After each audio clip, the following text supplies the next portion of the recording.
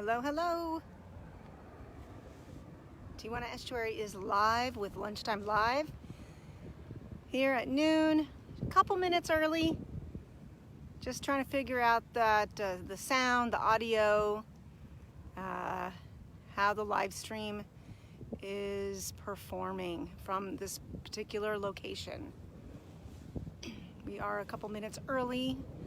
I like to wait for an audience to get a little feedback before I just dive right in. And today we are diving in with the black-capped acrobats,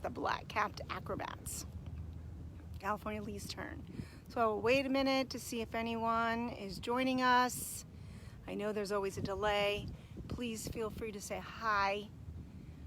Give me a thumbs up, especially in any feedback on the sound. I'm Maria. I'm broadcasting from the Tijuana Estuary at the very south end of the North McCoy Trail. It's a location we haven't been to in a while. Sound is good. Okay, great. Thank you, Mark. Really always appreciate that feedback. The wind today is surprisingly low. The helicopters are up though, and we are a little more under the direct path. But for those of you who are joining us for the first time, welcome to Lunchtime Live, a weekly live stream from the Tijuana Estuary, often in different locations, and those are sometimes challenging when you're in a remote open space. My name is Maria. I'm an education specialist and love bringing these programs to you. And today we are going to dive right in with the black-capped acrobats. A little tricky to say. What I mean is the California Least Tern. So as with a lot of the wildlife, we have to use photos. Plants are, plants we can use the plant themselves, but we use photos. Today, while we're still technically in the Least Tern season, I thought I'd share the California Least Tern with you. This is a bird, a seabird, not so much a shorebird, but a migrating seabird. And we are out here, one of the larger channels. It's a high tide, so if there is a chance to see one, this would probably be one of the better locations for the California Least Tern. And that is the Sterna antillarum brownii. Okay, California Least Tern. Not really in any other common name, but California Least Tern, and it is one of several species of terns, and that's T-E-R-N, tern. How many of you are familiar with terns? There's a variety of them, and the California Least Tern is the smallest of the tern family, okay? Getting about 9 inches in length and a 21-inch wingspan. Mark is familiar. Mark is one of our avid birders. Hopefully some more birders on our broadcast. And if you are watching later, watching this recording, you feel free to chime in, ask your questions, because we go back and answer them. So this is a migrating, like I said, seabird, smallest of the tern family, and endangered. And although it's called the California Least Tern, you will find this in the beaches in Southern California and up the coast, and even into Southern Oregon and down into Baja. Okay, not just in California. Now, this is a migratory species, so it is here with us in the spring and summer. Okay, it heads to Central America beaches and bays during the winter months for the winter season. So it's with us during the nesting season, which officially ends on the 15th. So technically we can still see them, although they often are done and moving south by the end of the official nesting season, which is September 15th. Beginning March 15th, we start to see them, and you can recognize them fairly easily based on not just their looks, which you can see, an orange beak, with a dark point, a spot on the tip, and that black cap, right? That black cap with that white forehead. Very a distinguishing mark. Other terns, not so much. And again, if you're seeing them, well, with other terns, this is the smallest, meaning the least largest, the smallest. And this one is endangered. Hi, John. Thanks for saying hi. This and you can see that it's got the orange legs, grayish wings, upper body, whitish underneath. Now, some of the larger terns might be more confused with gulls because they kind of have the same coloring, but these are, in my opinion, much more elegant than a gull. We often see them not so much on the ground, but in the air, and they get your attention because of all the tern species, they're probably the most vocal, super squawky in their aerial colonies. In their colonies on the ground when they're nesting, but we often see them with their aerial displays, okay, when they're foraging for fish. So head down, kind of hovering.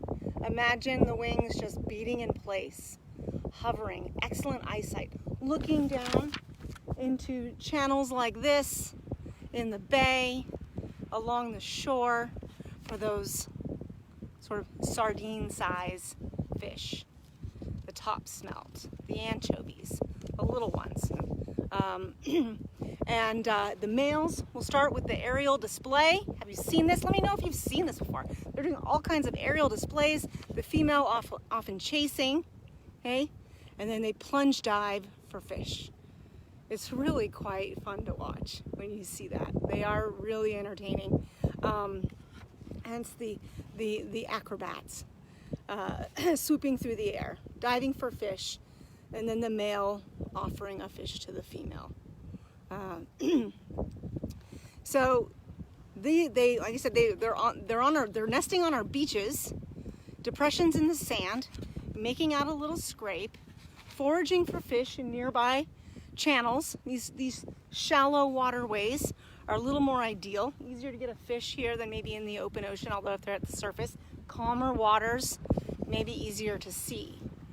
So, but only here on a high tide. Silver Strand State Beach, Tijuana Estuary. I don't know if you are familiar with the location of where I am, which is at the very south end of the North McCoy Trail. Just across from me, on the end of Seacoast Drive, begins the sand dunes, and the Imperial Beach continues to our Rivermouth area. That area, if you are familiar with visiting us here, as you travel down the beach there, you see signs for the closure of the back area of the beach, set aside for them March 15th through September 15th for nesting. They migrate this way, this far north, and even further, like I said, into Oregon to nest, right? And they find these little depressions in the sand. They're not building nests with material.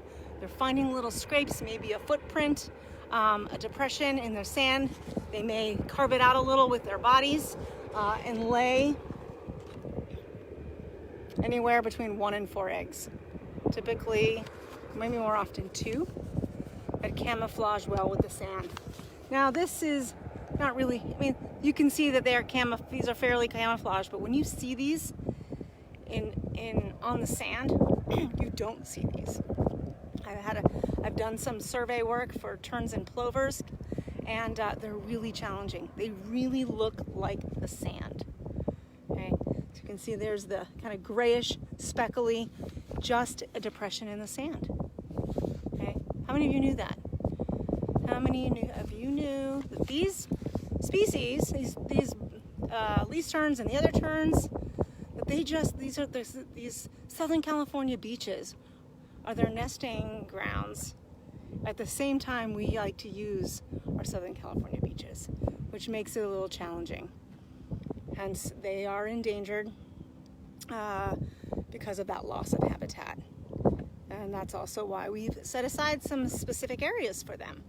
in hoping that they feel that those areas will feel like safe places for them to be successful. Okay, and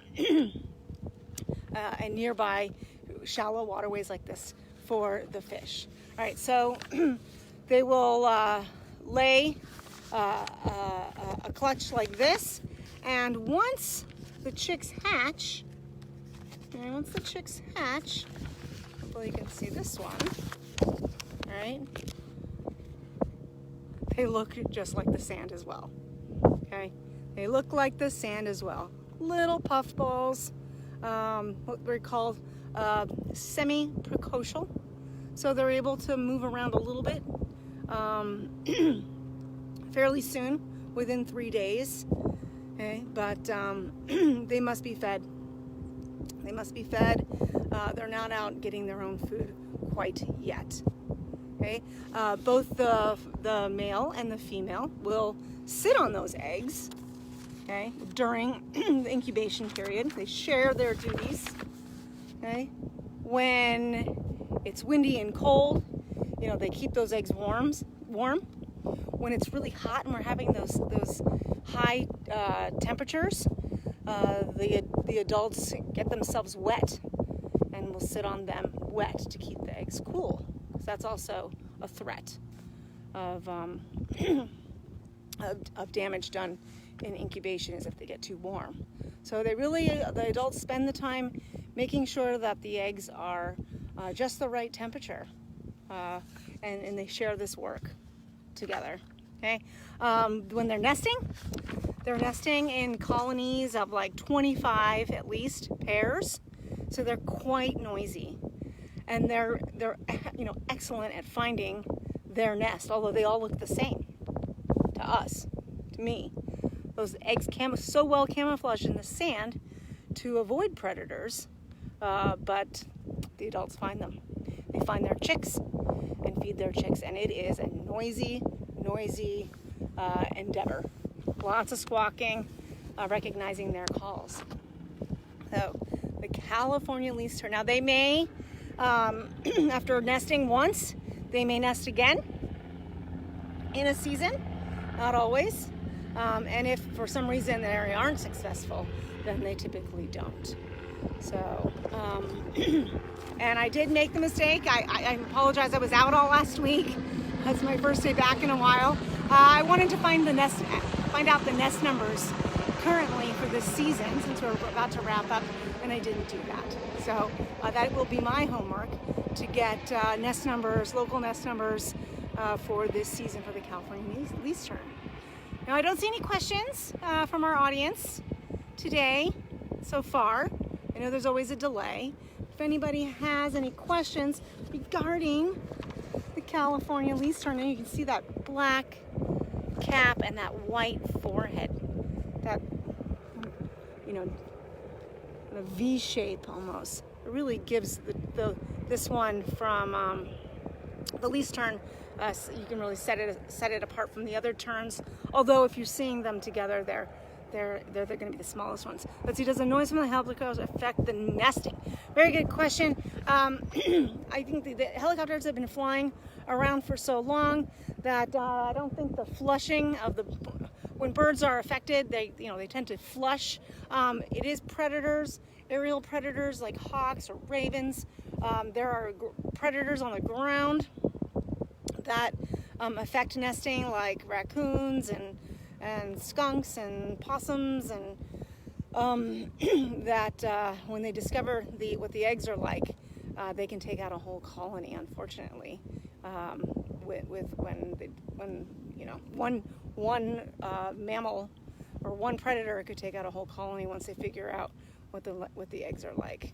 Let's see, there's another question from Mark. Which is the tern that predates the California Least Tern chicks? Oh, that's a good one. And now, of course, you're catching me on my first day back after a long time. It's the you really caught me on that one. I know it. They eat lizards too. If there's anyone watching that knows, I'm totally blanking on them. And it's unfortunate because that particular tern that Mark is referring to is rare in this area. Okay, it doesn't have the status of endangered, but it is, yeah, it has a black bill, and it will forage, you know, on roadsides and stuff where the other terns really are sticking to waterways. Gull-billed tern. Thank you. Oh, that, and then Jeanette just shared that. Thank you. I'm glad I got it, but thank you for sharing the gull-billed tern. So very unfortunate. So there's another tern that eats these, but you know, that's the it's the crows, it's the kestrels, it's the raccoons and possums. And then unfortunately, you know, a dog off leash can take out a colony just by running around and stepping on eggs. So you'll see that's why we get so why we're so you know, vigilant about asking people to keep their dogs on leash during nesting season at the beach. It's for that reason. So yes, great. But yeah, they're small. They group in those colonies so that if there is an aerial predator, they you know, they work together to look intimidating, to get up, to flush, to try to flush that predator out. Yeah. So anyway, California Least Tern. Any other questions? It's a beautiful day out here, and I haven't seen any or heard any of them. You really can hear them often when you can't even see them, because, you know, in the sky they're a little bit camouflaged as well against the bright background and those light colors, but they are pretty squawky. It's the best word I can use. I can't try to do that, do one, but really fun bird to watch. The California Least Tern, those acrobats, right? And so if you can get out and hopefully see a few that might be hopefully still around before they head south for the winter, but they'll be back next spring. So we'll be back next Tuesday for some more Lunchtime Live. So thank you so much for tuning in, and I hope everyone had a wonderful holiday weekend. Okay, thanks everyone.